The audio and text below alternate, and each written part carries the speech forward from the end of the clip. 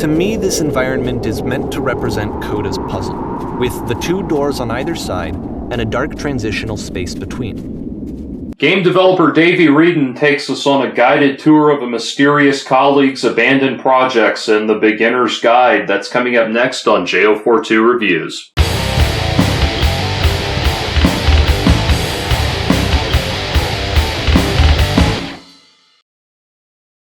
When asked to name their most terrifying gameplay experiences, many gamers will cite the Lovecraftian horrors of Doom or the Cronenberg-inspired body horror of Silent Hill.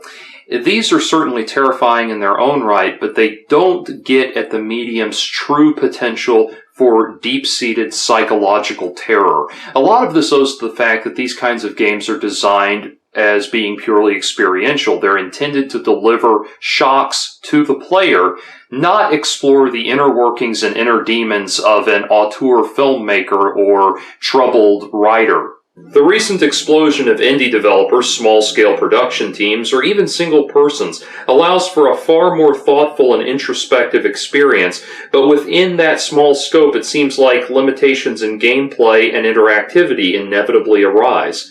Enter Davey Wreden, whose Kafka by way of Dilbert's surrealist epic The Stanley Parable was a critical and commercial smash hit following its 2011 release. Telling the story of a lowly office drone who finds his building deserted and a dapper British narrator commenting on his every move, the story plunged players into a vicious game of cat and mouse that dared to challenge the very structural nature of game design itself.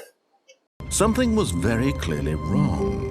Shocked, frozen solid, Stanley found himself unable to move for the longest time. But as he came to his wits and regained his senses, he got up from his desk and stepped out of his office. All of his co-workers were gone. What could it mean? Stanley decided to go to the meeting room. Perhaps he had simply missed a memo. The Stanley Parable was never bloody or exploitative, but it accomplished a far more darker, ominous effect than most horror-themed video games on the market by simply pointing out the structural absurdities of game design. The game was an unexpected hit, making Wreden a quickly rising star among game developers and fans of art house gaming experiences.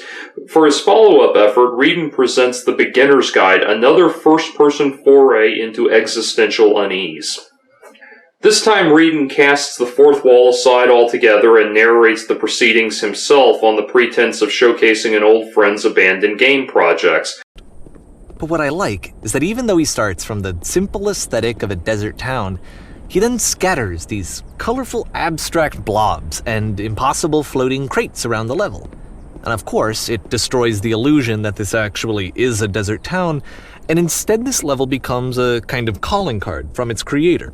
It's like a reminder that this video game was constructed by a real person. What begins as a series of poorly designed FPS levels gradually morphs into a series of visual metaphors for an unraveling mind. Much like Chris Van Allsburg's The Mysteries of Harris Burdick, The Beginner's Guide shows us clips of unfinished work by a reclusive game developer named Coda. From the outset, Coda's experiments seem to be random, poorly conceived, and badly executed, but over time it becomes clear that the mononymous developer is focusing more on the glitches and the minute idiosyncrasies of game design. At first, Wreden's saccharine, sickeningly cheerful tone is jarring and annoying, but the deeper you explore into the game's world, the more his commentary becomes haunting in its ironic detachment. We are clearly seeing the deterioration of a deeply troubled psyche, and Wreden's chipper observations serve to heighten the tension of what we're experiencing, a world that is at once vast and claustrophobic. We've all had nightmares that were disturbing not because they featured macabre tableaus, but rather because they seemed so real or symbolically endowed that the mere experience of having the dream was terrifying. That's the horror that The Beginner's Guide offers, the feeling of being all alone, but still being watched. The feeling of being fundamentally set apart from other human beings, unable to make a connection with them. The feeling of being trapped inside a mind that can't escape itself. Various scenarios are constructed to explore specific aspects of psychological turmoil, such as moments of thinking about death as a calm, beautiful release, or time slowing down to a near motionless degree, both symptoms of depression. Other moments communicate the alienation of the artist. How to create a work that will be experienced and appreciated by the masses, one must disappear into themselves, being cut off from the outside world and left alone with their demons.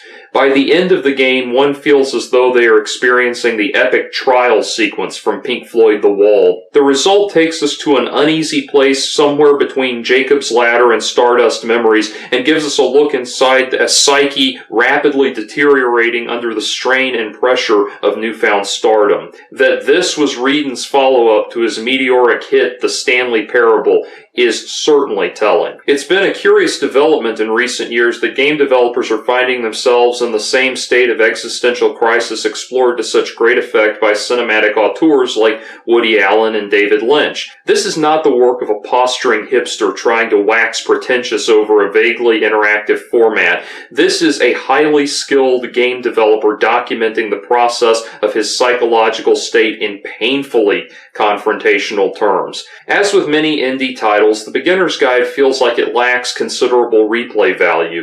This is certainly a step down from the Stanley Parable, which had so many endings it seemed virtually endless, no pun intended. By contrast, the beginner's guide, while fascinating and beautiful, feels a little like a drudgery to replay. Nevertheless, in the course of capturing footage for this review, I thoroughly enjoyed going back through it a second time, if only to appreciate the commentary and scenarios to a greater degree now that I had the full picture.